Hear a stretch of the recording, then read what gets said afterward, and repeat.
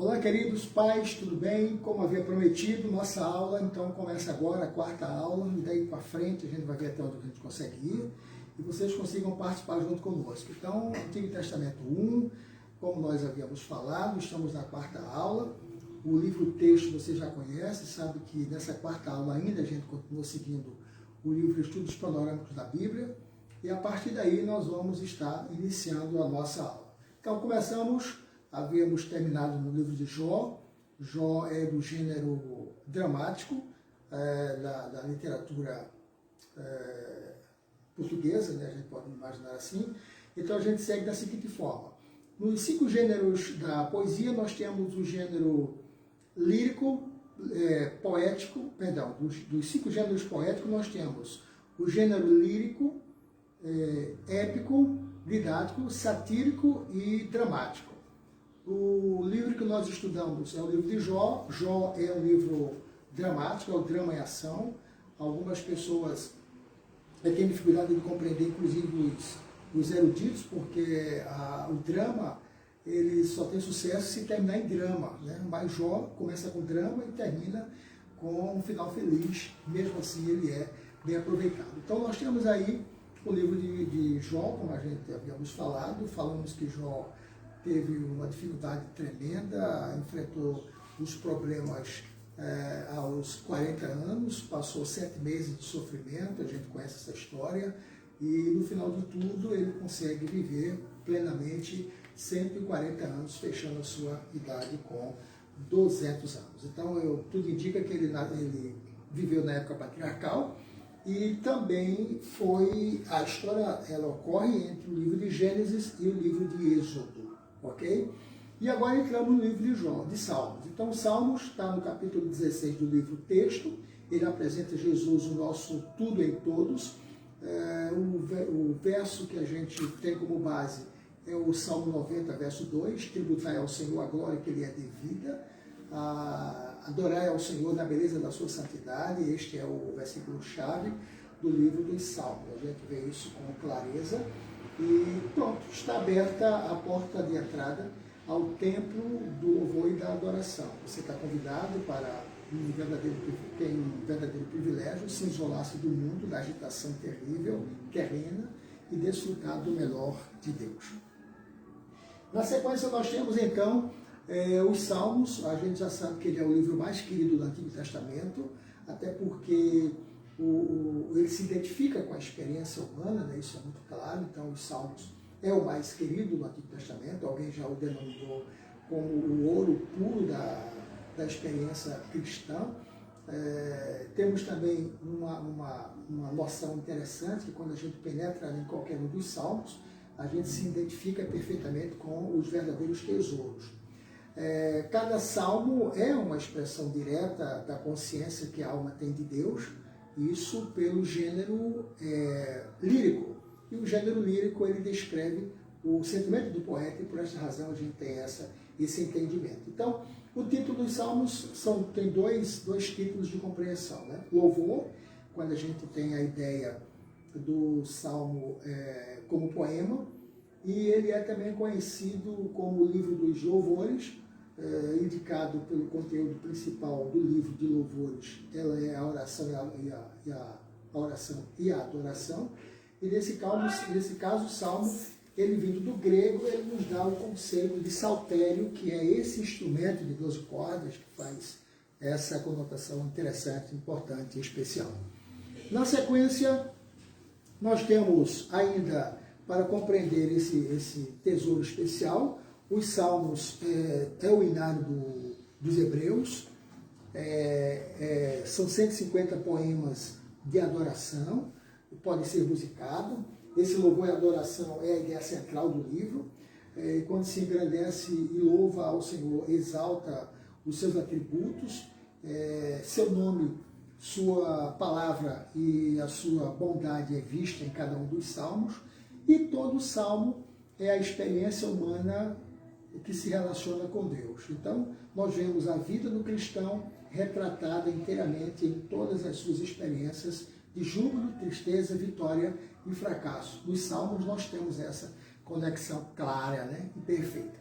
Nos Salmos também nós vemos Cristo em todos os salmos. Então, os salmos é cheio de Cristo, porque descreve o seu sofrimento, a sua morte, sobre a importância de se cumprir tudo que nele havia escrito. Jesus fala sobre isso, fazendo referência aos salmos lá no livro de Lucas, capítulo 24, versículo 44, ele diz: importa que se cumpra tudo o que de mim está escrito no salmo. Ele faz essa colocação interessante, né? Sua função profética está escrita nos Salmos 22, sua função sacerdotal registrada no Salmo 40 e outros salmos, sua função real no Salmo 2 e 45, e seu sofrimento nos Salmos 22 e o 69. Sua ressurreição está registrada no Salmo 16. Então, isso descreve a beleza, a magnitude, né? A maravilha dos salmos e a sua importância para as nossas vidas.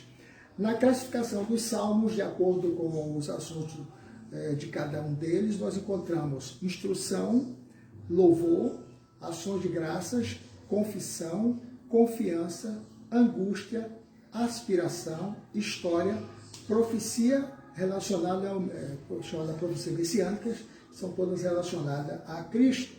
Então a gente percebe essa magnitude, essa importância, essa beleza especial. Os autores dos salmos nós sabemos que temos, por exemplo, e bem claro, né, algumas pessoas acham que os salmos foram escritos por Davi, mas Davi escreve apenas a maioria deles. Então, os salmos relacionados ao seu autor principal é Davi, ele tem a voz que é predominante, né, sobressai aos demais autores do coro sagrado. Nós temos outros autores também de destaque. Dos 150 salmos, 73 é de Davi, são atribuídos a Davi. Outra questão que a gente vê nos salmos, o salmo a Davi, de Davi e para Davi tem a mesma preposição no hebraico, então fica fácil de você identificar. Mas no contexto geral, você já sabe que além de Davi, você tem Moisés, que escreve o Salmo 90, e Salomão escreve o Salmo 72 e o 127. Então, são, além deles, né, nós temos, além deles temos Asaf, temos também, Asaf era regente de Davi, os filhos de Coré também participam, é a família dos músicos oficiais, e Gedetum. Então, são salmos que têm essa conotação especial. Nos salmos você tem 287 citações do Antigo Testamento, e essas citações elas são citadas do Velho, são citadas no Novo. Do Novo, essas citações do Velho, 116, referente ao livro dos Salmos. Das 116, 20 falam diretamente de Jesus, fala da sua vida e fala da sua morte. Então, a gente percebe essa correlação tão importante, né, tão ligada, tão especial. Na sequência aí, como eu falei, estou replicando aqui a aula, para quem perdeu pode acompanhar, tá? Estamos na quarta aula, vamos avançar até onde for possível, para você não perder nada da aula. O homem, sua bem-aventurança, queda e restauração. Você encontra no Salmo 1 ao Salmo 41. Antes, né, os salmos eles eram divididos em 5 livros, e os 5 livros davam essa conotação especial eram classificados, né, por livros para trazer uma lembrança ao Pentateuco. E essa classificação ela é interessante porque ela traz algumas curiosidades. Por exemplo, né, eu vou dar uma passadinha rápida aqui, porque a gente não acrescentou isso à apostila, mas você eram 5 livros, o primeiro livro era do 1 ao 41, o que a gente está aí na tela, o segundo, do 42 ao 72, o terceiro, do 73 ao 90, o quarto livro, do 91 ao 106, e o quinto livro, do 107 ao 150. Então, os livros tinham essa classificação. E isso, alguns estudiosos dizem bem claramente que isso faz uma comparação aos nomes dos livros do Pentateuco. Por exemplo, no primeiro livro, o tema é Jeová é o Senhor, faz uma referência direta ao ser humano e à criação e reflete Gênesis. No segundo livro, Jeová é o Senhor, também é o mesmo tema, né?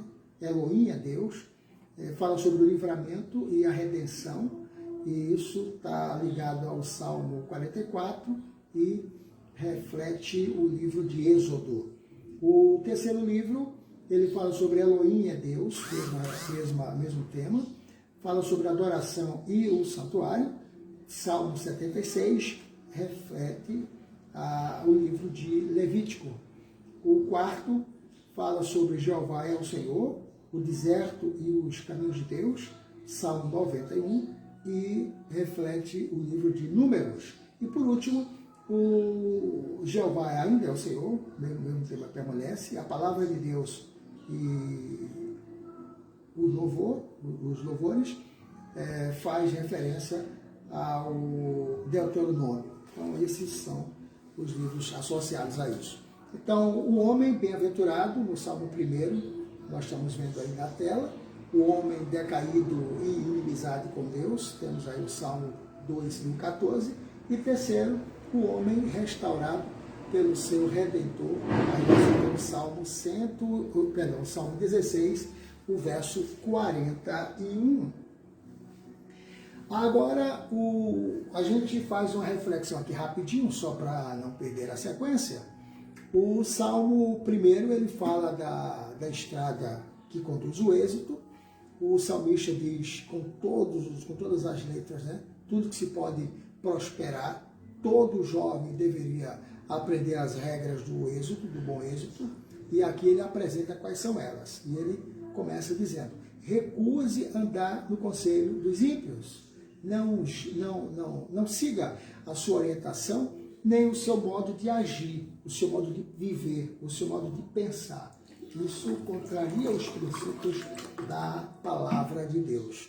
Pelo contrário, você deve ler a Bíblia, você deve ter prazer nela, na Bíblia, e meditar nela sempre que possível, ou dia e noite. Na sequência, nós temos agora o livro de Provérbios. Quero aí voltar um pouquinho sobre o livro de Salmos, só para a gente relembrar. É que os Salmos, ele tem algumas características importantes, né? O Salmo acróstico, por exemplo, é o Salmo 119, ele é um Salmo acróstico. Cada bloco com 8 versos corresponde a uma letra, e faz isso em alguns outros salmos, mas o 119 se destaca nisso. Você encontra nos salmos a palavra selá, mas é uma mudança de tom, não quer dizer que você tenha que necessariamente ler quando está lendo a palavra, nem os nomes que aparecem em outro idioma, tá bom? Provérbios, Eclesiastes e Cantar de Salomão. Fazendo uma pequena correção, Cantar de Salomão foi identificado depois que Cantares dá uma conotação de pluralidade dos cânticos, e na verdade a Bíblia só contém um salmo, só contém um cântico desses muitos. Então, ela é chamada, em vez de Cantar de Salomão, é Cântico dos Cânticos de Salomão. Nele, Jesus é apresentado com a nossa sabedoria em Provérbios, a finalidade da vida em Eclesiastes e o que ama a nossa alma em Cântico dos Cânticos. Aí ele diz: feliz o homem que acha a sabedoria e o homem que adquire o conhecimento. Provérbios 3:13. Esse traz um conceito básico, um versículo-chave, e também ajuda a lembrar o tema de Provérbios. O tema de Provérbios está no capítulo 1, versículo 7. Teme ao Senhor e guarde os seus... o temor do Senhor é o princípio da sabedoria. Esse é o texto apresentado. O temor do Senhor é o princípio da sabedoria, é o tema do livro de Provérbios. Nós temos os livros proféticos, os livros poéticos, são 5 mais 1. Jó, Salmo, Provérbios, Eclesiastes e Canto dos Cantos, mas aí a gente acrescenta a estrutura de Lamentações de Jeremias, que tem uma estrutura poética, apesar do seu conteúdo ser profético. Na sequência dessa nossa aula, a gente também vai explorar, e já estamos explorando, né, nesse sentido especial, que os livros poéticos, eles não são poéticos no sentido fantasioso, irreal, não, mas na forma, né, como ele foi escrito. Nós não temos Na poesia hebraica não temos a métrica, não temos a rima, temos apenas uma rima de pensamentos, né? Que isso é uma característica diferenciada, faz com que ela possa ser traduzida em vários idiomas e não perde a sua originalidade por não dever nada à métrica. Agora, outra coisa, a expressão, existe 3 paralelismos na poesia hebraica e é muito utilizado inclusive nos provérbios e salmos também, né? Ele expressa em paralelismo o que é repetido do mesmo pensamento em palavras diferentes. Ou seja, nessa rima de palavras, rima de ideias, melhor dizendo, o pensamento ele é repetido de forma diferente. Um exemplo, nós temos isso no livro de Provérbios, 17 e 17. Ele diz, em todo tempo ama o amigo. Esse é o texto. Na repetição do pensamento, ele diz, na angústia nasce o irmão. Se você comparar, em todo tempo ama o amigo e na angústia nasce o irmão, você percebe que existe uma só ideia repetida com palavras diferentes. Então essa é a característica que a gente consegue perceber. Agora nós vamos falar os salmos e o cristão de joelhos. Nesse ponto a gente vê uma coisa interessante. Em Provérbios, o cristão ele está de pé. Já em Salmos, eles são para a devoção do crente. Em Provérbios, ele serve para o andar do cristão. Os Salmos servem para o lugar secreto da adoração. E em Provérbios são para os negócios, o lar e as distrações. Então, a Bíblia tem tudo que nós, de fato, precisamos. O autor foi Salomão. Salomão foi o autor dos 3 livros que a gente está em estudo, que ele é autor do conteúdo do Provérbios, ele é autor do livro de Eclesiastes e de Cântico dos Cânticos. Se nós colocarmos isso na ordem cronológica, ele primeiro escreve Cantares de Salomão, o Cântico dos Cânticos, segundo ele escreve Provérbios, que ele está em alta, está motivado, orientado, dirigido pelo Espírito Santo, e em Eclesiastes, o 3º livro escrito, ele escreve já velho, está em queda livre, distante da vontade de Deus. Então, voltemos para aí. Salomão foi o mais sábio, foi muito mais sábio no escrever do que viver as sabedorias que ele escreveu, que ele registrou. Ele conseguiu escrever 400 anos antes dos 7 sábios da Grécia, e ele saiu na frente, né? Isso porque numa oração de humildade, ele pede, assim que ele assume o reinado, ele pede que Deus lhe dê sabedoria, e Deus, para que ele possa seguir, para que possa caminhar com o povo, e Deus lhe dá sabedoria, e ele termina sendo o mais sábio da história em seus povos. Então, os sábios, eles ouvem as ordens de Deus e obedecem elas, obedecem cada uma delas. Os sensatos, eles normalmente ignoram a vontade de Deus e comumente se dão mal.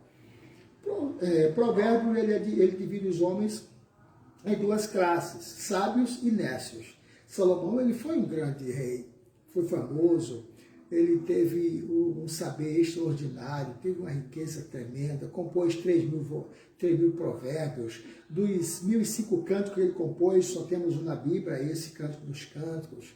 Reis registra isso. E Salomão, ele era bem qualificado para escrever esse livro. Nós não temos a menor dúvida disso, né? Deus deu sabedoria e entendimento e muita inteligência como a areia que está na praia do mar. Reis fala sobre isso. Ele era filósofo, cientista de grande capacidade, foi arquiteto de um templo que se tornou uma das maravilhas do mundo. Ele foi rei, ele reuniu os dizeres da época, os dizeres já correntes entre os povos, ditados certamente pelo Espírito Santo, através dos séculos, né? Ele conseguiu compilou todos na ordem que nós temos hoje, e outros dizem que os homens de Ezequias reuniram essas informações e colocaram na sua unidade. Salomão diz sobre isso em Provérbios capítulo 12, versículo 1, dessa forma: ensinou o povo o conhecimento e o esquadriou, compôs muitos provérbios. Essa é a colocação dada das muitas sabedorias que nós temos de Salomão.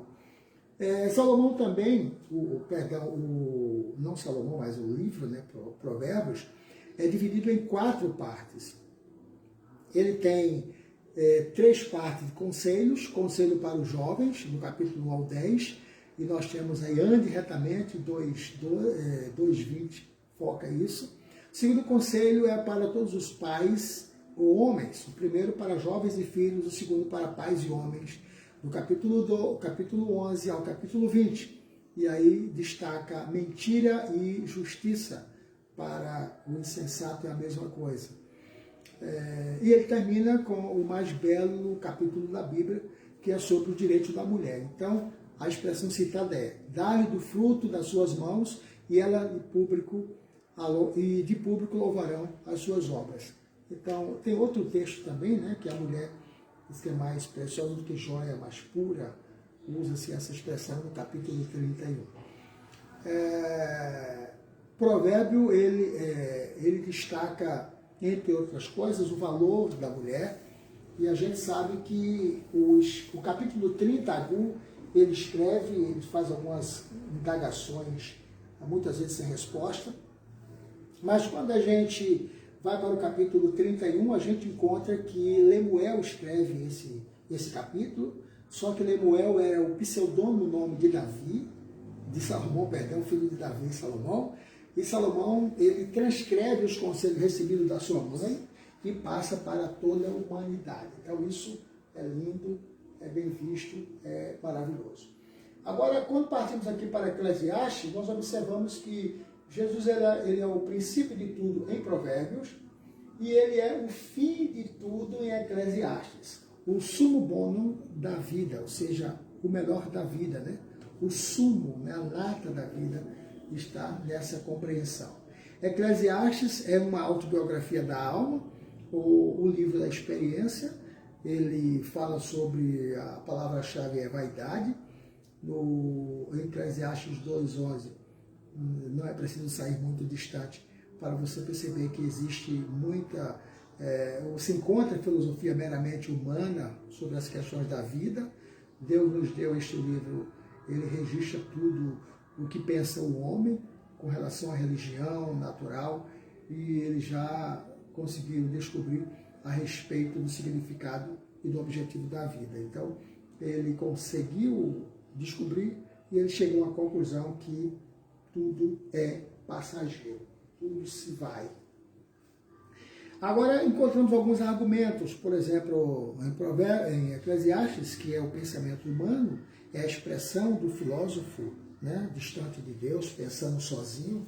Inclusive, no capítulo 1, o versículo 15, ele diz: o que é torto não se pode endireitar e o que falta não pode ser calculado. É um pensamento muito limitado de quem não tinha uma experiência perfeita de que Deus pode tudo, faz tudo e nada foge do seu controle, né? Já no capítulo 3:15, eu não coloquei aí, mas está no 3:15, ele está lá no finalzinho. Não, finalzinho é 8. Então, é 3:15, ele diz assim: o que é já foi, o que há de ser também já foi, e Deus pede conta do que passou.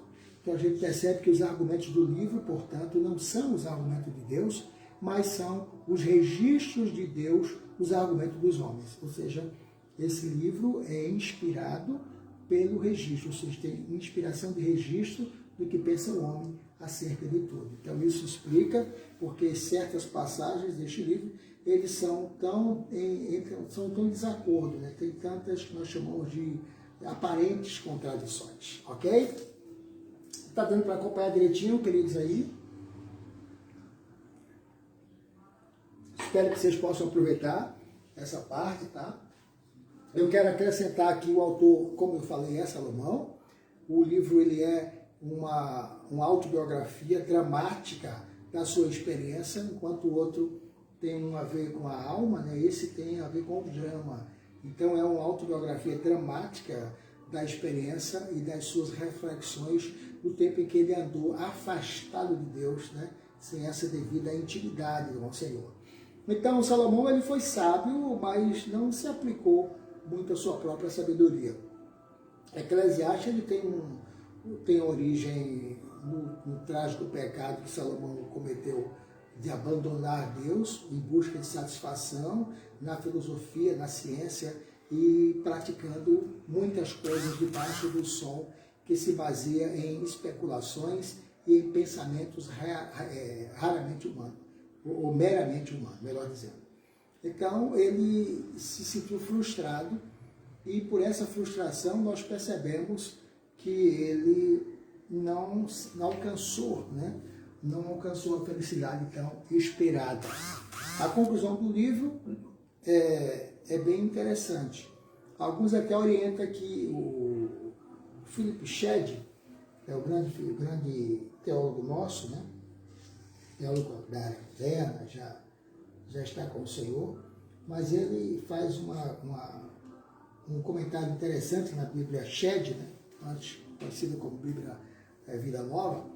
Ele diz que é recomendado que você leia o livro do meio para frente, a partir do capítulo 8 ao capítulo 12, e depois você volta e lê do capítulo 1 ao capítulo 7. Porque esses capítulos anteriores, eles mostram muita negatividade, né? Muita frustração. E por essa razão eles não têm um devido entendimento do que eram as coisas de Deus. Então, a conclusão do livro é óbvio que tudo é vaidade, aflição de espírito, e, por consequente, é inevitável essa mensagem de Eclesiastes. Por quê? Porque ela fala sobre a vida longe de Deus, e a vida longe de Deus ela é cheia de descontentamento, de frustrações e de fracassos, né? Satisfação só há em Cristo Jesus, isso já é sabido. A confusão de Eclesiastes, como eu falei, vai do capítulo 1 ao 7, aqui nos apresenta a grande pergunta, vale a pena viver? Salomão experimentou a vida ao máximo, ele era um homem de destaque, tinha dinheiro, tinha fama, ele tinha tudo que queria, então ele podia explorar a vida da melhor maneira possível, mas ele chegou à conclusão que não valeu a pena. E ninguém poderia dar a melhor resposta a essa pergunta, né? Se valeu a pena viver, do que Salomão, que viveu em alta em todos os aspectos, né? Ele nos traz lições de sua época que valem para a vida presente, para os dias de hoje, né? A gente consegue perceber isso. A demonstração do livro baseia-se inteligentemente do capítulo 8 ao capítulo 12. Agora vem a grande mudança de direção, o pensamento se reposiciona, né? E ele diz, eu sei com certeza que o bem sucede ao temer ao Senhor. Quando se teme ao Senhor, quando se busca o temor do Senhor, tudo de bom vem por consequência disso, né?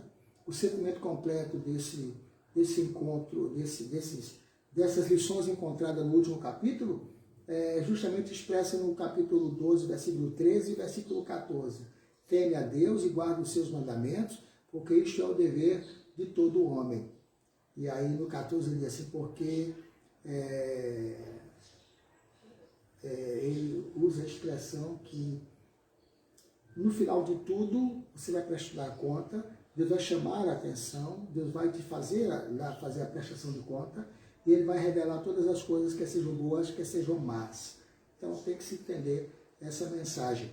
E o pregador, como é o tema do livro, o pregador é aquele que tem uma mensagem. Então o pregador, ele chega a essa conclusão, chama a atenção do seu público-alvo, que são os jovens, né? Ele pede para que cada um dos jovens, com ele, olhe para frente, olhe para trás, olhe para os lados, mas agora ele pede para que olhe para cima e veja que Deus é sim perfeito, Deus é maravilhoso. Quando o homem se aproxima de Deus, ele se aproxima da perfeição, da compreensão e de tudo mais que há de bom. As frases debaixo do sol, está lá desde o capítulo 1, versículo 3, aparece 28 vezes. abaixo do sol, a gente percebe que quase não vale a pena ser vivida, a vida é muito desgastante, mas acima do sol, nas regiões celestiais, Paulo escreve que ela é gloriosa, né? E o Dr. Pearson, ele declara que, e de forma muito acertada, que a chave do livro de Eclesiastes é que o homem é grande demais para este mundo. Aí, então, ele descobre que nunca poderemos achar a satisfação e a felicidade aqui no mundo, porque tudo é imperfeito, né? Porque a felicidade ela é impossível de ser alcançada fora de Cristo. Só existe descontentamento entre as pessoas, pobres e ricos, magros e gordos, altos e baixos, né? Ignorantes e leigos, ou letrados, né? Ignorantes ou letrados. Eles não conseguem a total felicidade fora da presença do Senhor. Eclesiastes ele termina com um apelo aos jovens, porque jovens era o público-alvo, e o público-alvo precisava ser acompanhado de maneira criteriosa, porque enquanto a criança vive na inocência, os adolescentes vivem da curiosidade e os jovens ele vive na euforia da vida, né?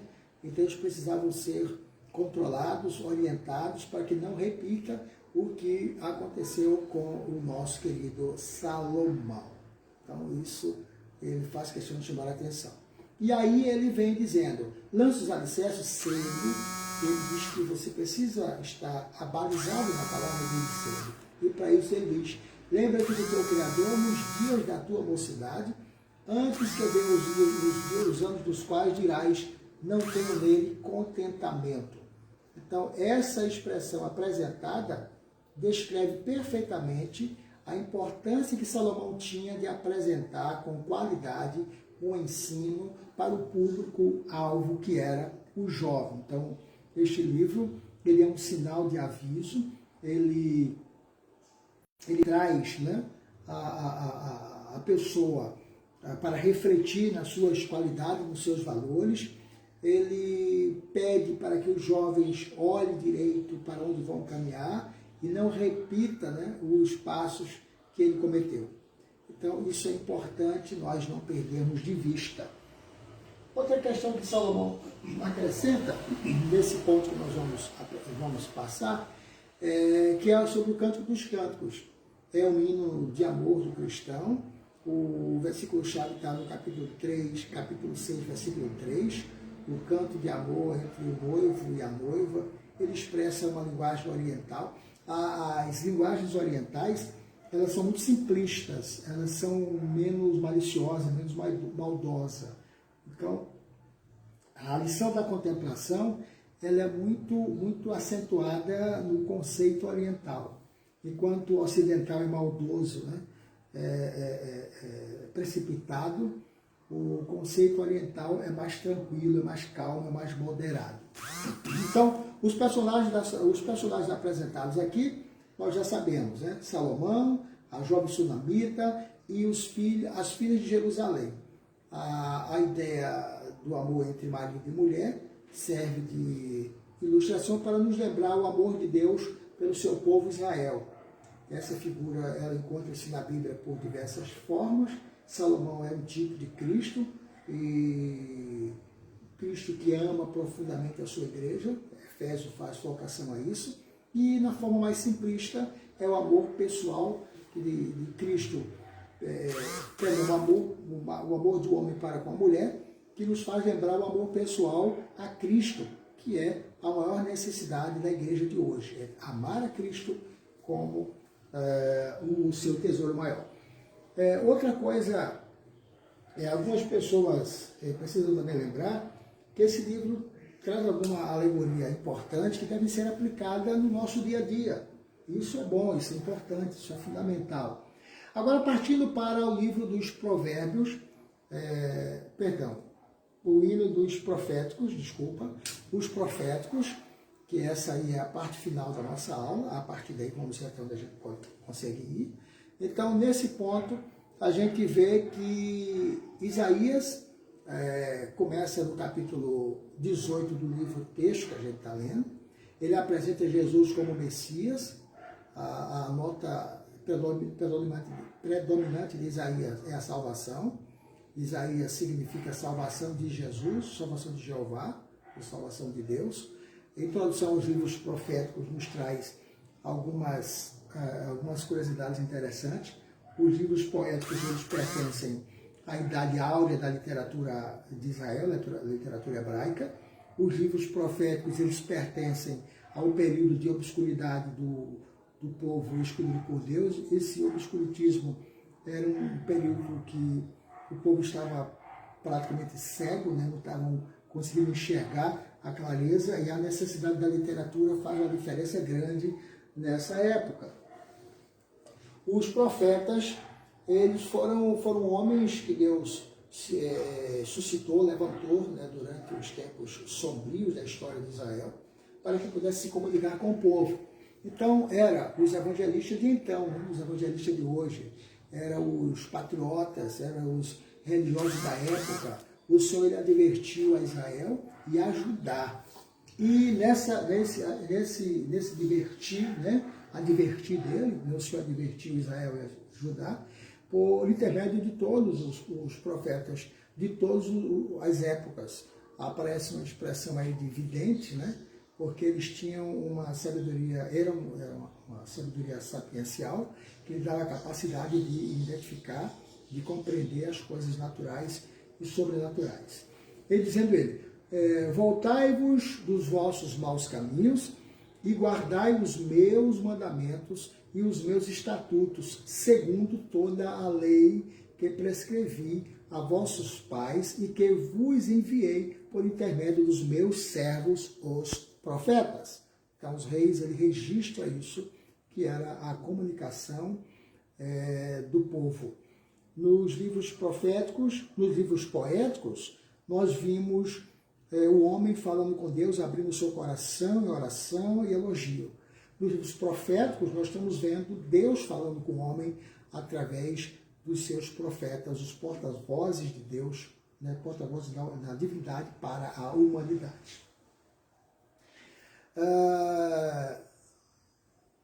Nós vemos constantemente no Novo Testamento que Deus falava por meio dos profetas, isso é verídico. O período dos profetas em Israel, ele cobre 500 anos, do 9º ao 4º século antes de Cristo, ou seja, do ano 900 ao ano 400. Outra coisa, depois as vozes dos profetas silenciaram até João Batista, quando sai a voz que clama do deserto. Então esses profetas, eles falaram corajosamente, tanto aos reis como ao povo, e falavam a respeito dos seus pecados e suas falhas, eram ouvidos, e quando ouvidos, o povo prosperava. Aí vem o ofício de profeta. Bom, foi instituído no tempo de Samuel, quando o rei se dividiu de Judá e Israel, estabeleceu-se como monarquias, separados eles surgiram os grandes profetas, e houve 4 profetas maiores e 12 profetas menores. 4 profetas maiores, 12 profetas menores, nós somamos 16 profetas. 16 profetas. São 17 livros dos profetas, porque um profeta escreve 2, que é Lamentações e Jeremias, e Lamentações e Jeremias, são 2 livros escritos pelo mesmo profeta maior. Ele divide-se em profetas maiores e menores, são assim chamados não por causa da sua importância, mas pela quantidade do material escrito, né? Nós podemos perceber isso. Profetas de acordo com a época nós temos 6, eles viveram no tempo da destruição de Israel pela Síria, e aí foram eles Joel, Jonas, Amós, Oséias, Isaías e Miqueias. 7 deles viveram no tempo da destruição de Judá pela Babilônia. E quem foram eles? Jeremias, Ezequiel, Daniel, Obadias, Naum, Abacuque e Sofonias. E 3, melhor dizendo, viveram no período da restauração. Foi Ageu, Zacarias e Malaquias. Os profetas de acordo com os seus destinatários. Aí nós temos 3 profetizaram para Israel, Amós, Oséias, Ezequiel, 2 para Nínive, Jonas, que a gente conhece a história dele, e Naum. 1 para a Babilônia, foi Daniel, que por sinal viveu muito tempo, praticamente 70 anos da sua vida, na morada dos governadores na Babilônia. 1 para Edom, que foi Obadias, e 9 para Judá, que foi Joel, Isaías, Miqueias, Jeremias, Abacuque, Sofonia, Ageu, Zacarias e Malaquias. Espero que vocês estejam acompanhando direitinho e não durmam enquanto me ouvem, tá bom? Agora, na sequência, vamos para a autoria do livro de Isaías. Ele foi escrito com 2 ênfases, importante, né, interessante, e essas ênfases levam alguns eruditos a crer que tenha havido mais de um autor. Trata-se da obra de um homem, com 2 mensagens, essa é a realidade, né? A primeira parte do livro descreve Israel, a última, o profeta, ele contempla Jesus, levando o peso do nosso pecado. A história completa a gente vê com detalhes, descrita por Isaías. Depois contempla o Cristo exaltado e proclama a sua visão desde os detalhes. É o mesmo profeta o tempo todo, mas ele adapta a linguagem ao tema que está tratando. Então, ele muda o estilo, mas a escrita é do mesmo autor. Nós temos outra coisa, uma curiosidade muito interessante. É que Isaías já foi dito que é uma Bíblia em miniatura, comparado os 66 capítulos de Isaías com os 66 livros da Bíblia, né? Do Velho e do Novo Testamento. Então, em sua estrutura, contém 66 capítulos, a Bíblia 66 livros, em 2 partes. Primeiro, Velho e Novo Testamento. Primeira parte, 39 capítulos. Segunda parte, 39 capítulos, que corresponde aos livros do Velho Testamento. E a segunda parte faz uma descrição aqui interessante, né? Na segunda parte, ele foca 27 capítulos, que corresponde a 27 livros. E isso nos faz entender como, de fato, funciona essa comparação, né? Como ela é interessante.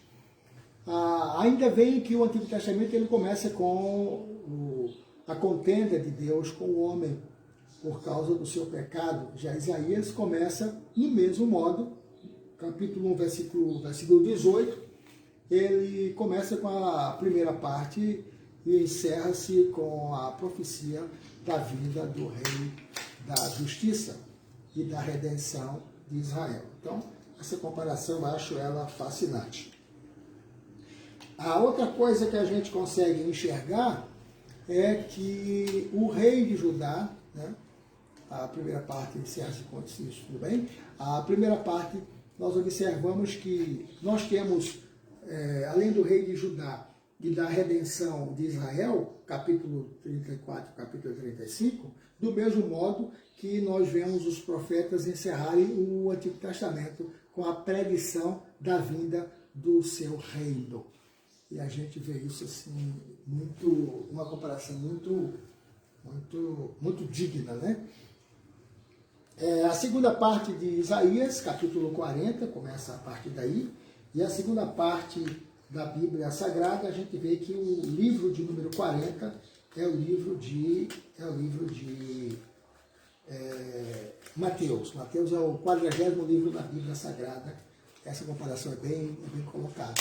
Então começa com a voz do que clama do deserto, João Batista, e se ocupa da pessoa e da obra de Jesus Cristo.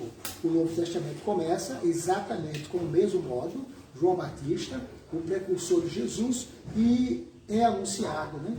E João, capítulo 1, versículo 6, descreve isso no versículo 23, não é diferente. Isaías termina com uma visão de um novo céu e uma nova terra, em que habita a justiça.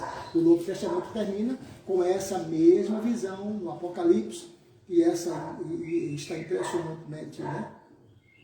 É impressionante, essa impressionante semelhança de Isaías e a Bíblia toda torna-se inesquecível uma vez que você conhece as duas histórias, né? Maravilhoso, encantador. Agora nós partimos para a mensagem de Isaías. Isaías advertiu Judá da sua loucura e rebelião. Isaías, capítulo 1 já começa falando sobre isso. A nação separa-se de Deus pelos pecados da ganância, das alianças pagãs e das idolatrias. Lá Isaías registra isso no capítulo 2. Deus o chamou de videira infrutífera. Deus experimentou primeiro a paciência e depois castigo. Agora, reis pagãos os destruiriam. Então, com quem eles fizeram aliança, seriam os mesmos que puniriam o seu comportamento. Deus chamou então Isaías, igual fez com Moisés, com Josué, Gideão e Paulo. O chamado de Isaías ocorreu por ocasião da morte trágica do rei Uzias, capítulo 6 registra isso. Foi uma experiência inesquecível, ensinou-lhe a sua própria indignidade e lhe deu uma missão em um mundo pecaminoso e necessitado. O povo estava carente mesmo, precisava, e aí onde surge o jovem Isaías, né? Que clamava por ajuda, melhor dizendo. A sua chamada veio em forma de uma visão. Por anos seguidos, Isaías pregou e falou da ruína e do livramento. Privações, perigos, o guardava, o aguardava, né? Mas Deus levou de forma extraordinária de todas essas coisas, ele deu força e ele fez vencer. Então ele era um homem do momento para a situação do momento que precisava de uma ação divina.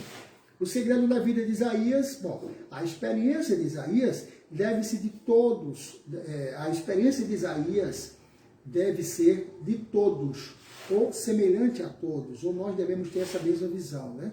O poder de Isaías residia na sua visão, no templo. A visão do templo foi: eu vi o Senhor, a convicção que ele teve, né, pelo fato de ter visto.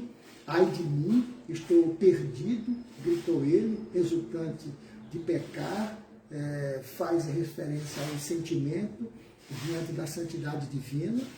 A confissão: sou um homem de lábios impuros, um coração quebrantado e contrito, ele chega a essa conclusão. Purificação, vem a palavra ordem, a sua iniquidade foi tirada, porque isso um serafim purificou-lhe os lábios, um atenaz que tira da brasa do altar, da sua própria visão, e coloca em sua própria língua.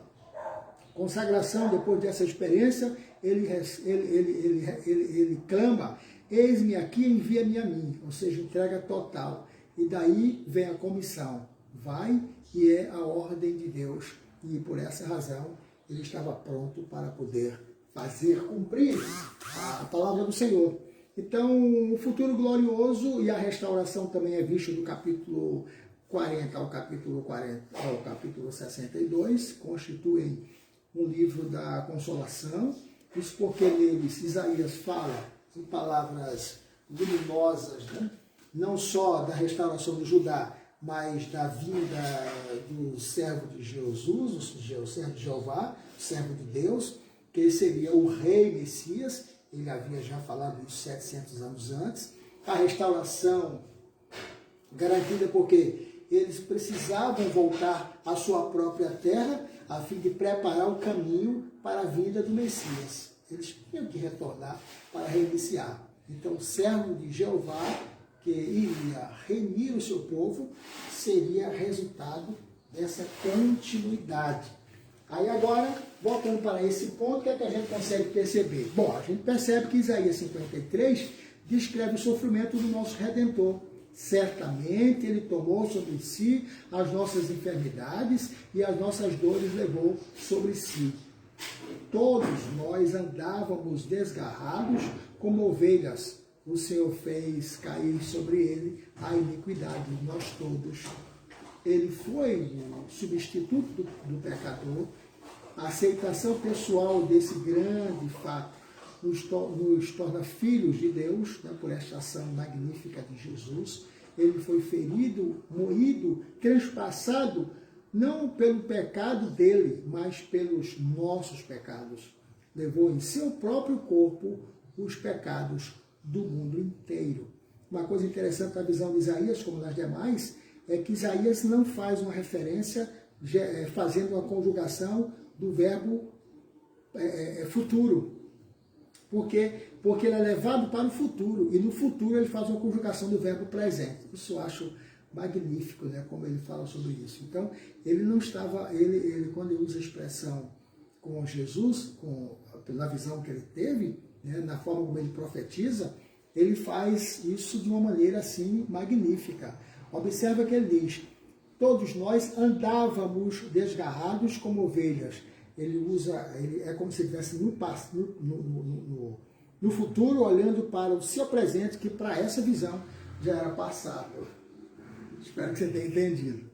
Isaías 60 a 66 fala do reino vindouro, da futura glória de Israel, abandonado de Deus em remir Israel, encontra-se nos capítulos. A bondade de Deus em remir Israel encontra-se nos capítulos 61 e 62. Ele promete uma era de prosperidade nos capítulos 63 e 65. Então é muito parecido com o fechamento, né, do Velho Testamento. Partindo para Jeremias, nós observamos outra coisa interessante aqui. Jeremias e Lamentações de Jeremias, capítulo 19 do livro texto, apresenta Jesus, o renovo da justiça.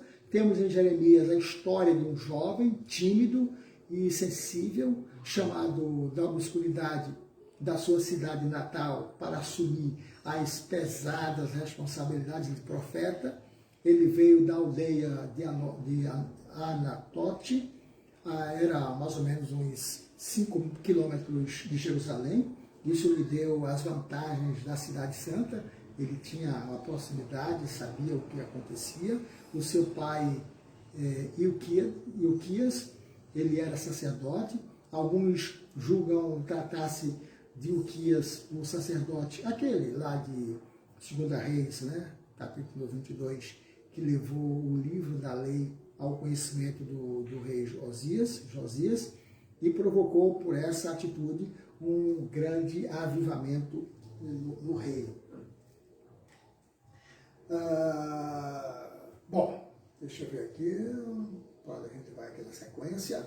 Se quiser aí, você dá uma paradinha no vídeo, descansa, toma água e volta, tá? E eu continuo aqui. Jeremias, ele era sacerdote por nascimento.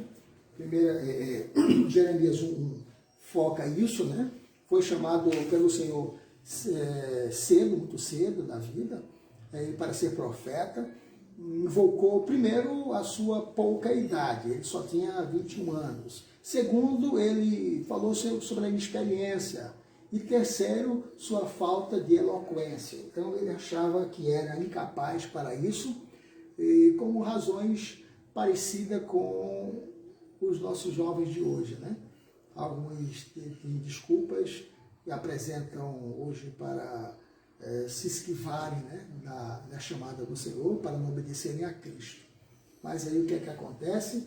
O Senhor diz para ele: não digas que eu sou uma criança, porque eu fiz a criança, e por aí vai a descrição de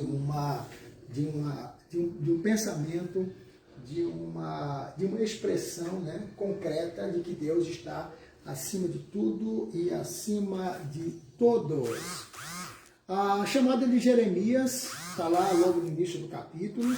Ela descreve uma coisa assim muito interessante. Jeremias, aos 21 anos, ele começou a tomar consciência de que Deus o tinha separado antes do nascimento para ser profeta. Está lá no versículo 5 do capítulo 1.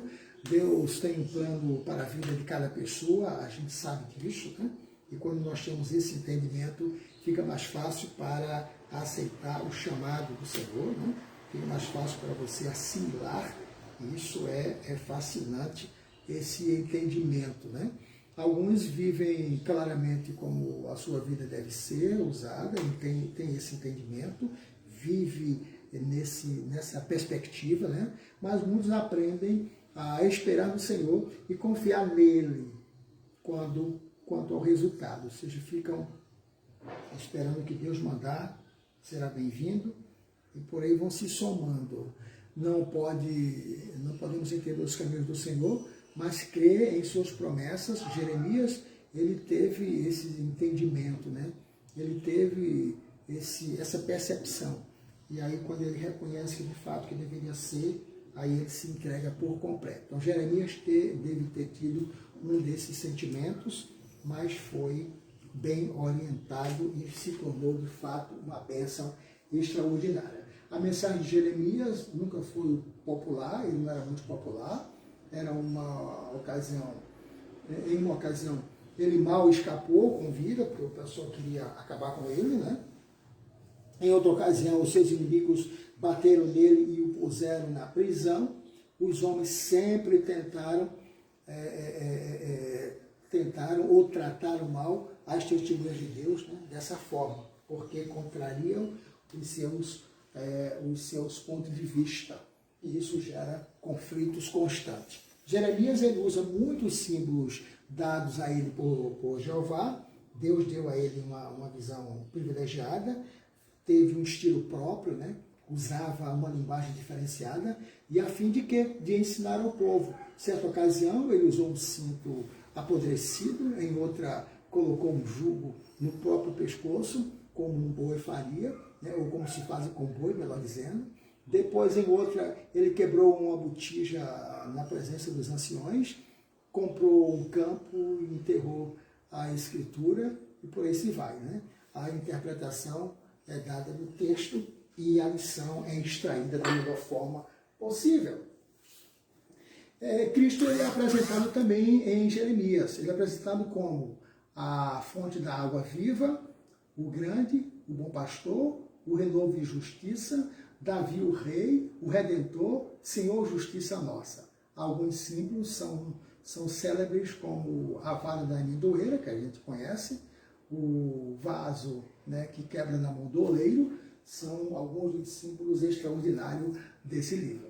Ezequiel agora, capítulo 20, apresenta Jesus, o Filho do Homem, um dedicado pregador dos exilados da Babilônia, na época em que o povo não tinha devido conhecimento. O autor do livro de Jeremias, ele é grande profeta, foi um grande profeta, ele tem algumas qualidades interessantes que nós vamos estudar. O último dos profetas em Jerusalém, antes do exílio, exercia o seu ministério quando o fim de Jerusalém chegou. O jovem Ezequiel já em atividade, Ezequiel mais velho, né, em atividade, entre os exilados da Babilônia. Deus havia preparado uma testemunha para o povo no cativeiro. Ele precisava de uma voz para ensinar o povo e lembrar a razão das calamidades que eles estavam sofrendo. E agora o que acontece? Vem por 22 anos Ezequiel lidou com os cativeiros, né? Com as pessoas no cativo. As pessoas estavam sendo escravas. Agora a expressão que ele cita, veio a minha palavra do Senhor, capítulo 24, versículo 15. A frase ela aparece 49 vezes, essa expressão, veio a minha palavra do Senhor. A fala de Deus só pode ser ouvida através dos seus servos, cujos corações tenham sido quebrantados.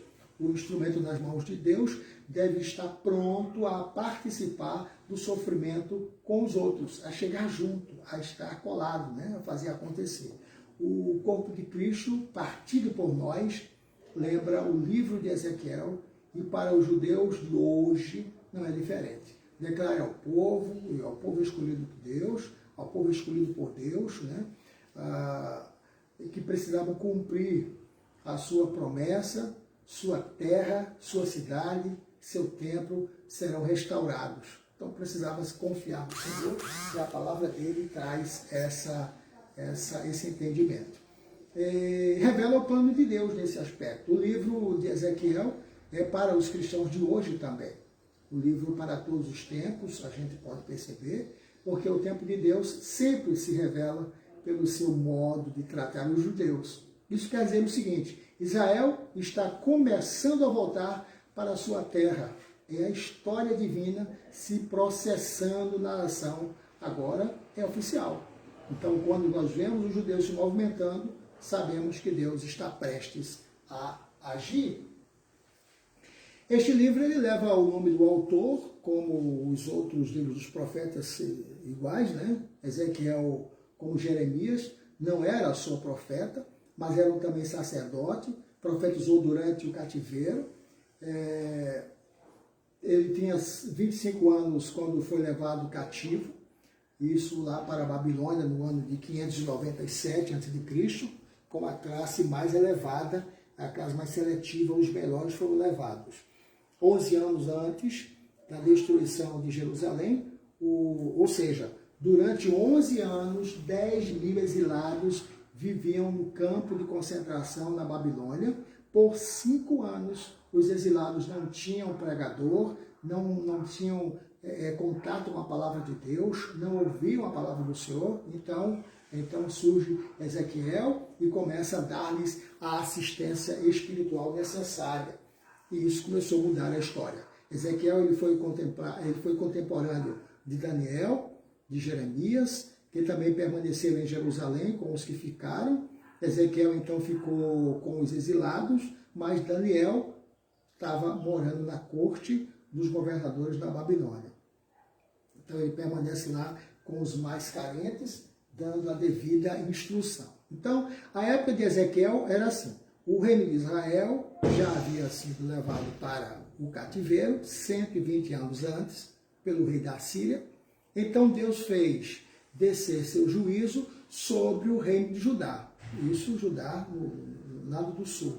Nabucodonosor viera a Jerusalém fazer uma visita grega, não, tiro grego, não é uma visita não muito confortável, de onde resolveu levar 10.000 dos principais homens do reino do sul, e alguns de estirpa real, ou seja, da linhagem real, e entre os quais foi Daniel e os seus 3 amigos. Daniel e Ezequiel também entram nessa leva, né? Os judeus, eles apresentavam um quadro deplorável, eles não tinham templo, não tinha expressão nacional, não tinha uma vida nacional, eles tinham pouquíssimas possibilidades de negócio, eles estavam carentes, estavam esquecidos. Então Ezequiel, ele dedicou os melhores anos da sua vida para essa história ser mudada. Ezequiel tinha um estilo e um método de pregação muito muito diferente. Ele usava símbolos, né?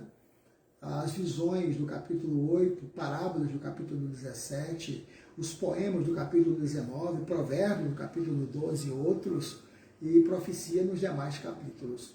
Ezequiel é um artista que pinta quadros estranhos para nós. São misteriosos, cheios de terror, às vezes difíceis de decifrar, são cheios de vida e ação. Ele fala de pecado, fala de castigo, fala de arrependimento e fala de bênção. Os exilados entre os exilados. Deus mandou Ezequiel ao povo do cativeiro. Ele era um cativo dando assistência aos cativos. Para ajudar alguém, precisamos às vezes ficar junto, ficar perto da pessoa que sofre. Era assim que Jesus fazia. Deus manda que Ezequiel fale, quer ouça, quer deixe de ouvir. Capítulo 3, versículo 11. A glória de Deus. Bom, esta parece ser a frase-chave do livro de Ezequiel. Ocorre 11 vezes nos primeiros 11 capítulos, e depois disso só aparece agora no capítulo 43. A glória de Deus parece que se retirou-se entristecida.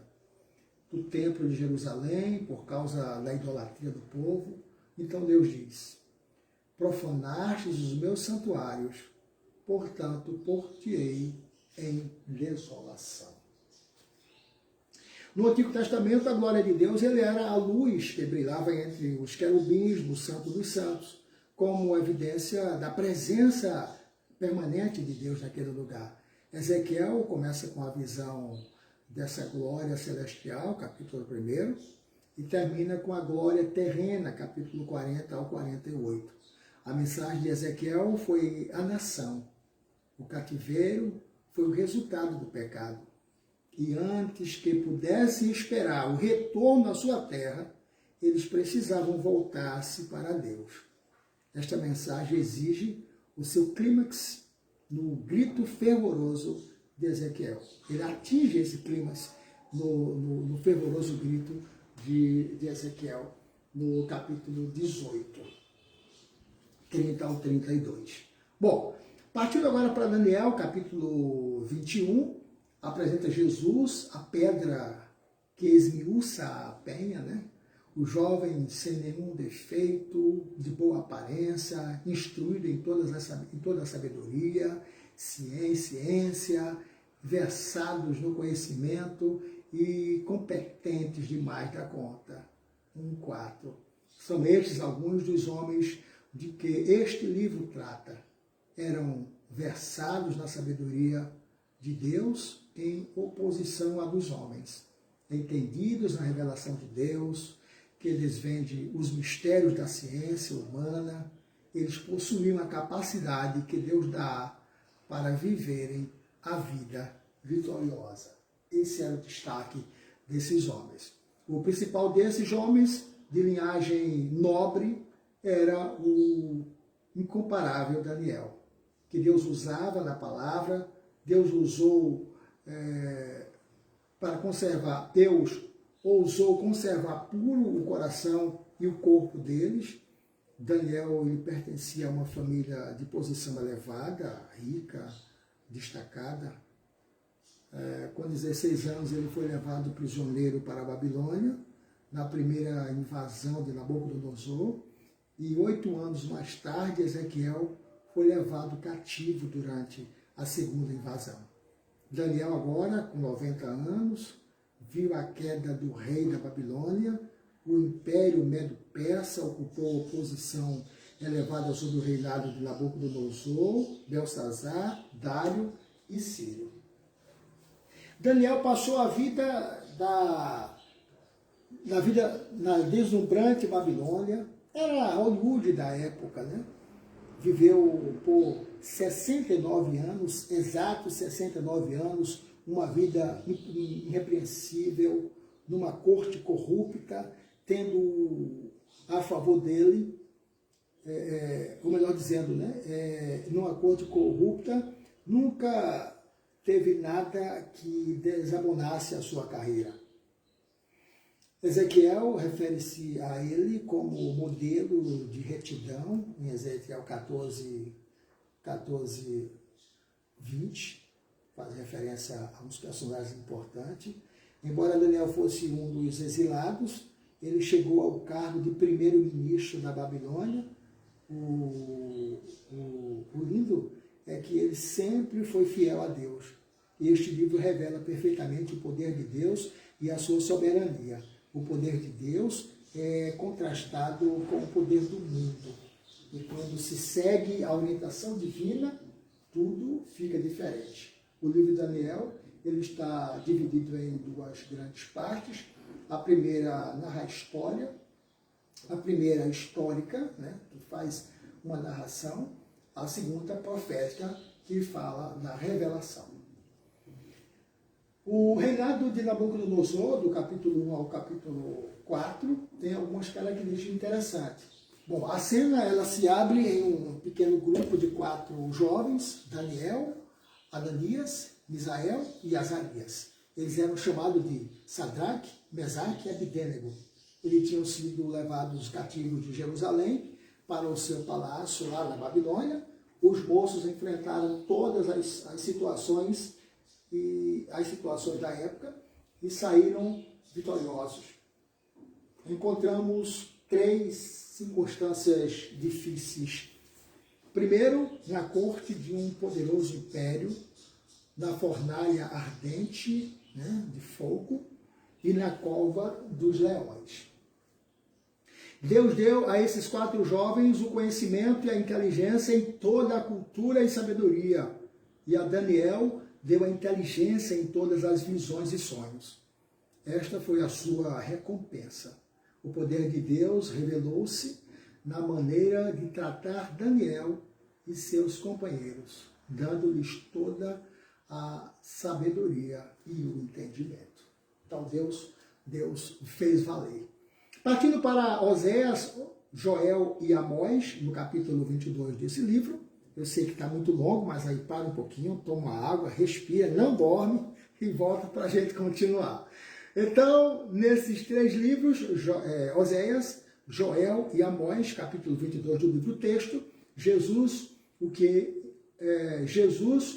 caminha... Jesus, o que encaminha o desviado a restaurar o divino lavrador. Com o estudo do profeta Isaías, nós vamos perceber, nós vamos encontrar nos 12 livros dos profetas menores, né, e convém lembrar que a diferença entre maiores e menores não está no valor, mas apenas no volume da matéria escrita, né, da duração do seu ministério. Oséias profetizou durante o 8º século a.C., lá pelo ano 800. Foi essa uma época de grande agitação na história do mundo. Muitos acontecimentos, né, estavam ali. A infidelidade de Israel, Oséias 1-3. E a gente vê nesse ponto uma coisa que não podemos esquecer, que faz com que ficamos a refletir, né? O herói deste livro foi um dos indivíduos que mais amaram em toda a literatura. O seu amor era tão grande que nem os atos mais reprováveis de uma esposa infiel o afetou. Ele estava acima de tudo isso, né? Primeira, o próprio Deus lhe dirige suas primeiras palavras. A cena se desenrola nos anos finais do próspero reinado de Jeroboão II, rei de Israel. Este profeta, ele deve ter pregado por 60 ou 70 anos antes o tempo do cativeiro do seu povo, que não dera ouvidos a Amós. Oséias agora sabia que a ruína sobreviria ao país, mas eles não ouviriam, e isso fazia Oséias. Por isso que é uma expressão que Oséias diz, que Oséias diz sobre a perspectiva, né? Que ele fala, ele desperta esse interesse, né? Por confiar no Senhor, esperar nele a promessa. O segundo Reis, em 2 Reis 15 ao 17, nós encontramos a história que cobre o período do profeta. Como já dissemos, uma época muito instável, pecado era generalizado por todas as partes, o período áureo de Jeroboão II estava terminando e uma nuvem negra pairava sobre Israel de forma terrível. Morre agora Jeroboão e 6 reis se sucedem rapidamente. Dentro de 20 anos, 4 deles foram assassinados na metade do seu ministério, ou do ministério de Oséias. Uma grande parte da nação foi levada pelos assírios. No final da vida de Oséias, terminou o reinado de Israel. Com a queda de Samaria, o profeta chegou a ver suas profecias serem cumpridas. A autoria, pouco sabemos a respeito de Oséias, além do fato de ter tido uma vida familiar muito triste. O livro apresenta-o como um homem bondoso, franco e afetuoso. Tinha uma natureza amorosa que fez dele uma pessoa muito ligada ao lar. A história relata isso. Uma estranha história de amor. No capítulo 1, vemos um jovem desposar uma mulher indigna dele, mas ele a amava profundamente. Deus lhe disse que fizesse algo muito repugnante, e ele logo fez. Foi uma prova difícil, mas como no caso de Isaías, ele devia ser um sinal para Israel, e não foi diferente. Oséias, ele recebeu a ordem de casar-se com uma mulher sem caráter.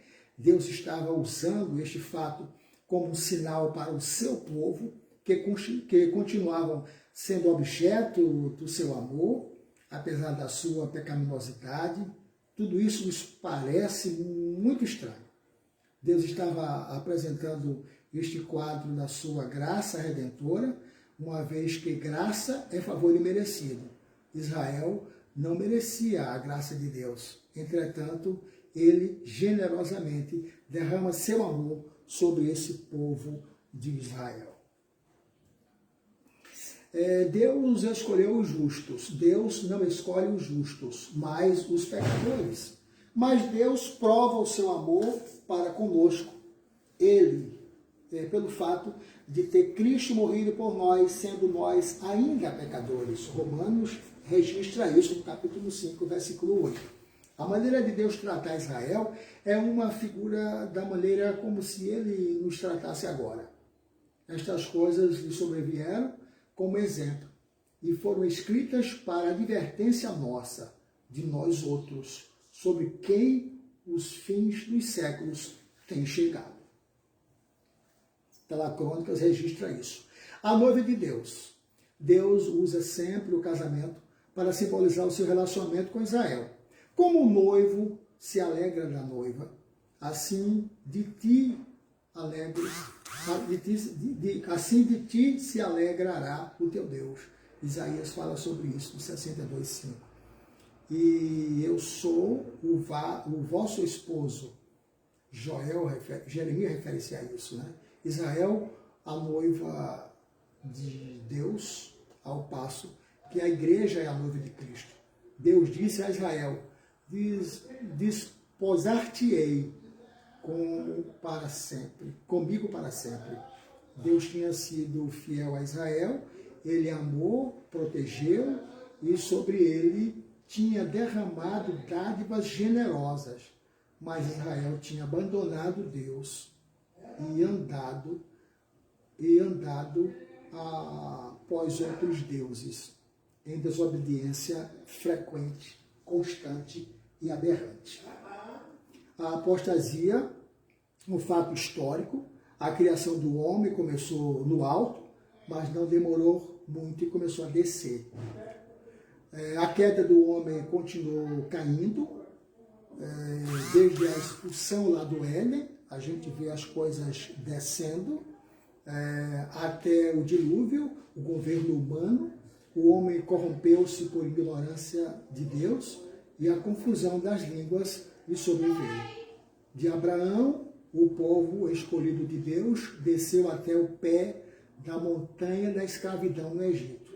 Israel, durante a sua vida nacional, teve seus altos e baixos. Os dias de Oséias revelam isso. Os homens iriam pecar e magoar constantemente o coração de Deus. Mas Deus é maravilhoso e paciente e tem suportado isso através dos séculos. Oséias 3:4 fala isso. Descreve a situação atual dos jovens. Veja o texto, desde a destruição de Jerusalém, por Tito, lá 70 anos, nos anos do Senhor, ou depois de Cristo, né? Os judeus correspondem à descrição que Oséias faz aqui. Vivem espalhados, desprezados e muitas vezes odiados. Deuteronômio cita isso. Mas vejam o que lhes está acontecendo hoje. Oséias 3:5 descreve o futuro glorioso dos judeus. Rei, príncipe, sacrifício, são todos restaurados em Cristo.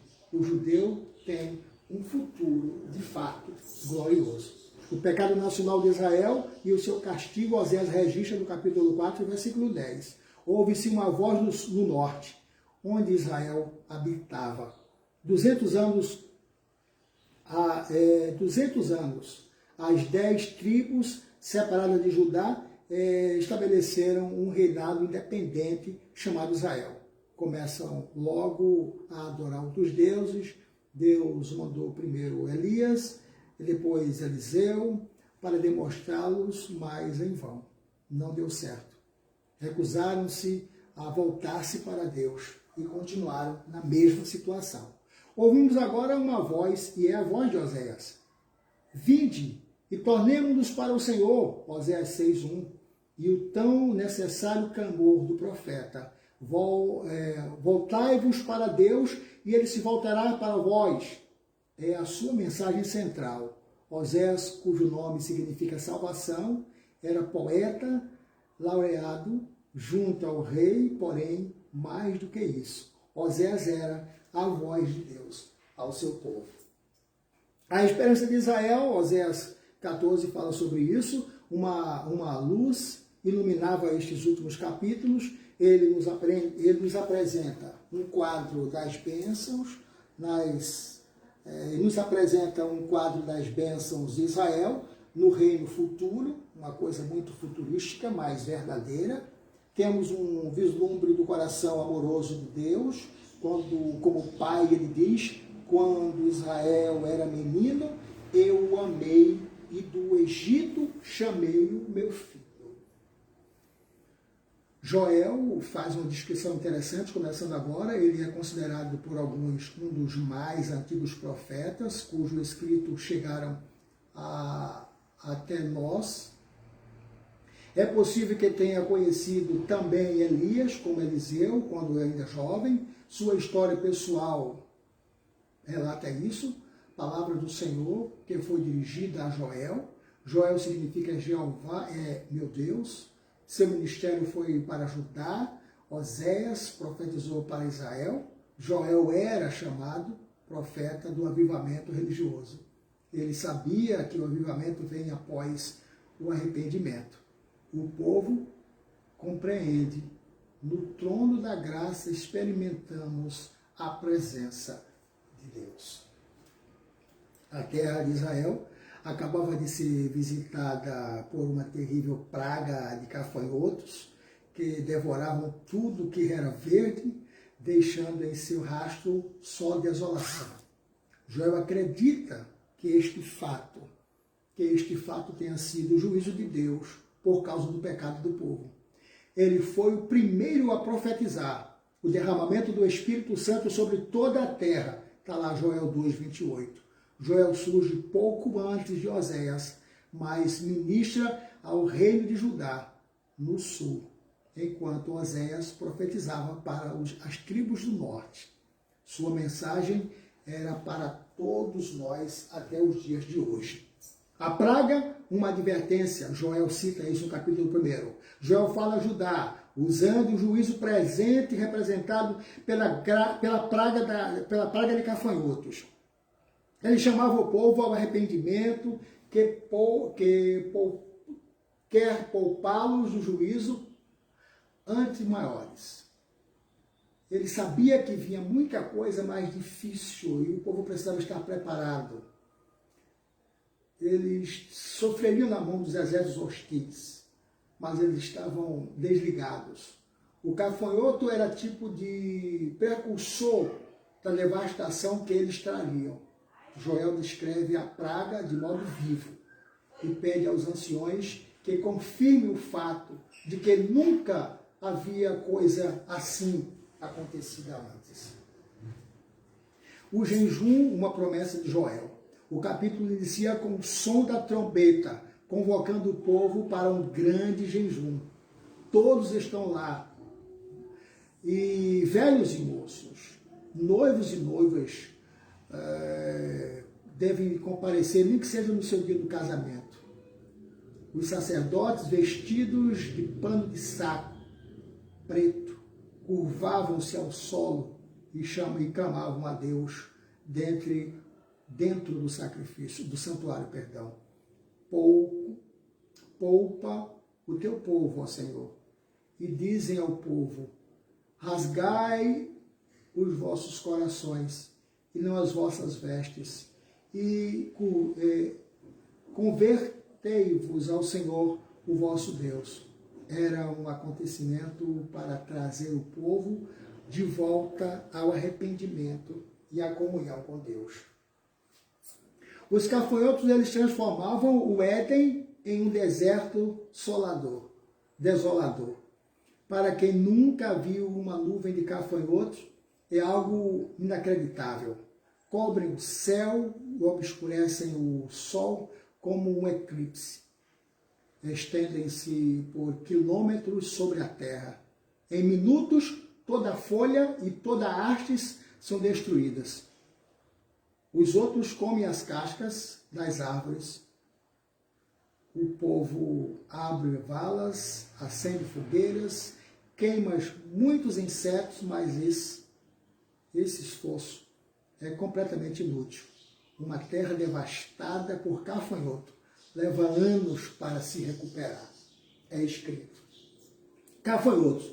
Eles podem ter 40 milhões de gafanhotos em cerca de 1 quilômetro quadrado.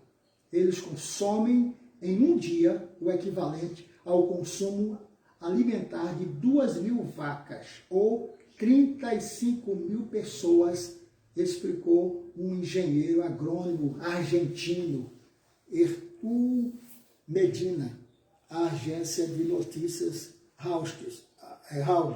Foi isso há pouco, essa história nossa, é nova.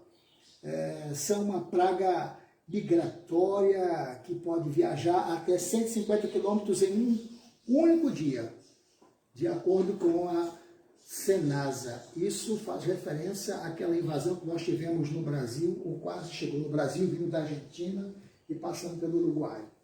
Essa foto descreve a devastação. Essa outra descreve a nuvem que eles mostram, que eles fazem. É uma verdadeira praga. É terrível. O voo do gafanhoto, o voo dele, a quilômetros de distância pode ser ouvido. O crepitar de um incêndio é muito semelhante a ele. A terra por onde ele passa estava como se devastada pelo fogo. Depois de devastadas os campos, eles vão para outra cidade e comem tudo que pode ser consumido pela frente. A promessa de Deus, restituí-vos-ei aos anos que foram consumidos pelo gafanhoto, torna-se mais clara quando se vê a desolação causada por esses vorazes insetos. Deus tinha uma promessa de restituir, de proteger, de guardar e de orientar, mas o povo precisava estar atento. A promessa do Pentecoste funciona assim. O profeta assegura ao povo que Deus realmente vai derramar tantas bênçãos temporais sobre o povo, como espirituais, e mandará a libertação do céu. E acontecerá depois que derramarei o meu espírito sobre toda a carne. Vossos filhos e vossas filhas profetizarão, vossos velhos sonharão e vossos jovens terão visões. Até sobre os servos e sobre as servas derramarei o meu espírito naqueles dias. Aqui está a promessa do Pentecoste. Amós era de Tecoa, aldeia situada a mais ou menos 20 quilômetros ao sul de Jerusalém. Não era profeta, nem era filho de profeta, nem sacerdote, nem membro sequer da escola de profetas. Era apenas um boiadeiro. Amós é um exemplo de homem que Deus chamou quando estava ocupado em seus afazeres. Aí nós lembramos, Deus chamou com o cajado na mão, com o cajado de pastor na mão, e o mandou reunir o seu povo transviado. Davi estava ocupado com as suas ovelhas, Gideão malhava o trigo quando receberam a chamada divina. Amós não foi o único profeta dos seus dias. Deus mandou um grande número de mensageiros para salvar seu povo da destruição, que seria inevitável. Amós deve ter conhecido Jonas, Eliseu, quando menino. Oséias foi o seu colaborador. Eles talvez deviam ter se conhecido, alguns uns aos outros eram muito naturais, eram próximos, né? Quando Amós chegou ao fim, apareceu Isaías e Miqueias, que quando meninos deviam certamente ter ouvido Amós pregando em suas viagens. Esses profetas mais jovens devem ter aprendido muito com esses campeões da fé.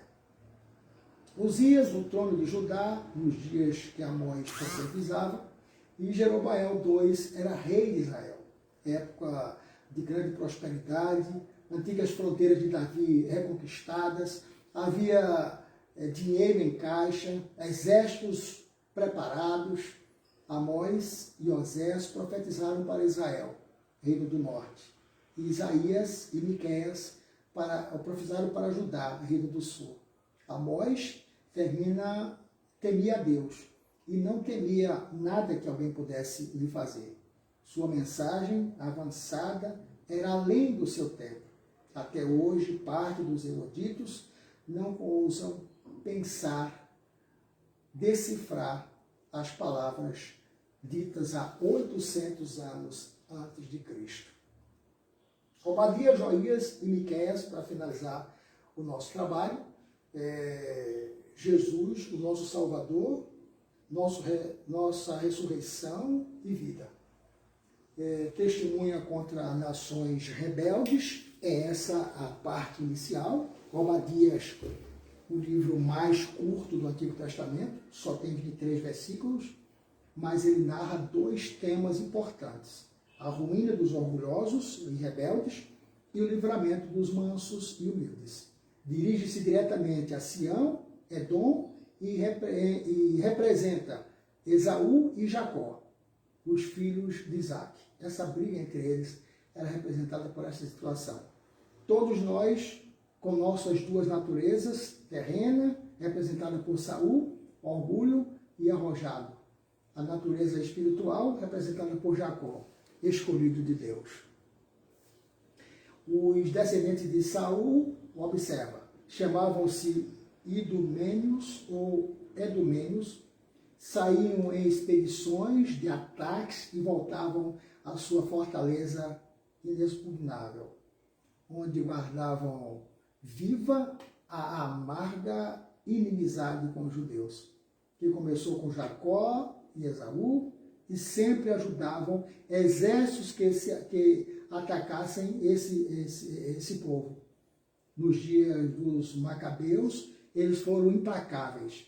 Os inimigos dos judeus, já no tempo de Cristo, por meio de Herodes, conseguiram controlar a Judéia. E só saíram das páginas da história depois da destruição de Jerusalém por Tito, no ano 70 depois de Cristo. A ruína de Edom. Edom era uma cidade de destaque, bonita, rochosa. Nada se sabe sobre o profeta que escreveu Obadias. Jeremias era seu contemporâneo. Obadias 11 fala isso. Tem a razão dessa profecia nesse texto. No dia em que, estando tu presente, isso fala sobre os idúmeos, estranhos lhe levaram os bens, estrangeiros lhe entraram pelas portas, lançaram sorte sobre Jerusalém. Foi o terrível dia em que Nabucodonosor tomou Jerusalém e a reduziu a destroços. Os idumeus, eles tinham ajudado os saqueadores. Israel, quando fugiam, eram pegos por eles, com crueldade, eram tidos como escravos, vendidos como escravos, esta profecia ela foi por causa da coligação contra Jerusalém, na qual Edom tomou o lado dos inimigos e sofreu grandes consequências por isso. O livramento de Sião, capítulo 17 ao 21, o livro termina com a promessa de livramento para Sião, e os da casa de Jacó possuirão as suas herdades. O primeiro passo para o futuro estabelecido dos judeus e a recuperação daquilo que já lhes pertencia.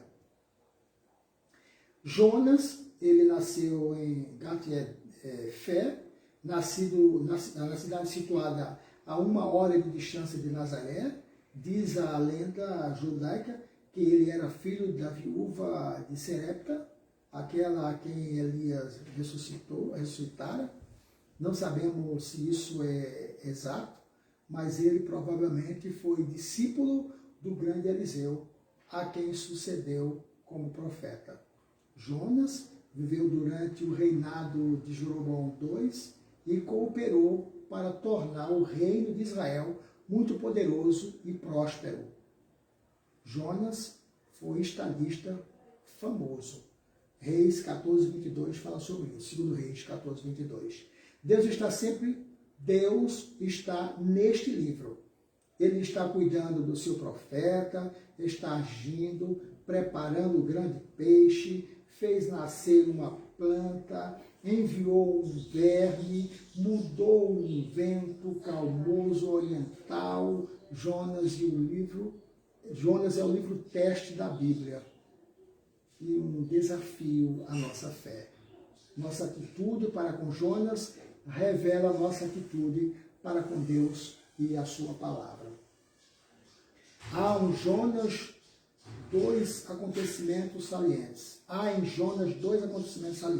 Um é o do grande peixe engolindo Jonas e o outro, a possibilidade de uma grande cidade pagã como Nínive converter-se em poucos dias pela instrumentalidade de um obscuro missionário estrangeiro. O que Jesus disse em Mateus tem todo sentido.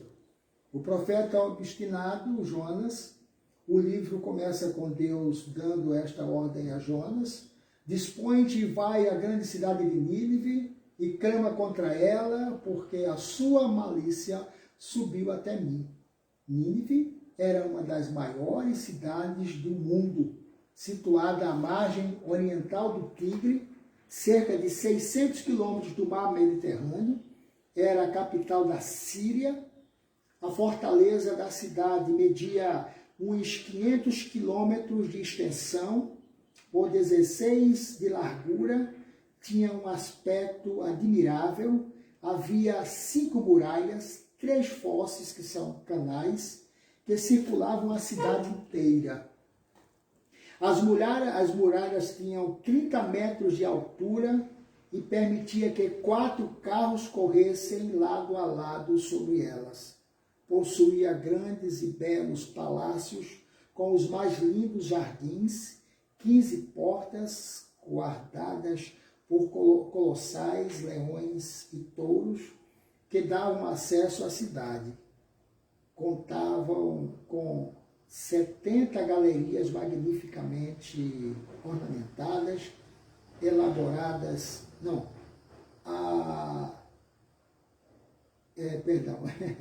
desculpa, volta aqui. Contava com 70 galerias magnificamente ordenadas de alabastros e de esculturas. O templo da cidade tinha a forma de uma grande pirâmide que reluzia ao sol. Nínive era grande em pesado, riqueza e poder. Realizações intelectuais eram incríveis.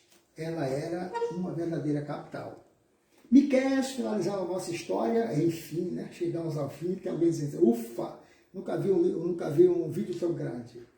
Miqueias, um pregador da roça, viveu nos dias de Isaías e Oséias. O seu lar ficava a uns 30 quilômetros ao sul de Jerusalém, cidade de Morastite, na fronteira da Filéstia. Ele pregava nessa cidade, Isaías pregava em Jerusalém e Oséias em Israel. Miqueias era profeta do povo simples da zona rural, Isaías pregava na corte em Jerusalém. Miqueias conhecia bem os seus concidadãos. ele declarava ser cheio do Espírito do Senhor, de juízo e de força, para declarar a Jacó e a Israel seus pecados. Profetizou a respeito de Samaria, capital de Israel, de Jerusalém, capital de Judá, mas a sua maior preocupação era Judá. Viveu em tempos difíceis, dentro dos muros havia opressão e fora deles os inimigos, as condições eram as mesmas tanto no reino de Judá como no Israel. Os reis Jotão, Acais e Ezequias reinaram nos dias de Miqueias. Miqueias queria que o povo soubesse que todo ato de crueldade para com o semelhante era insulto ao Deus. O livro de Miqueias divide-se em duas partes, cada uma começando com ouvir e terminando com uma promessa. A promessa do livramento, a promessa da ruína dos inimigos da terra e o cumprimento da promessa a Abraão. Miqueias, citado em 3 ocasiões, pelos anciões de Judá, Jeremias 26, citando Miqueias, pelos magos, Mateus, citando Miqueias, por Jesus, Mateus, citando Miqueias. Veja também Isaías e Ezequiel e Sofonia. Então, Miqueias foi bem citado. Naum, Abacuque, Sofonias, os pontos que eu vou deixar para a próxima aula. Um prazer, continue aí, depois a gente se vê.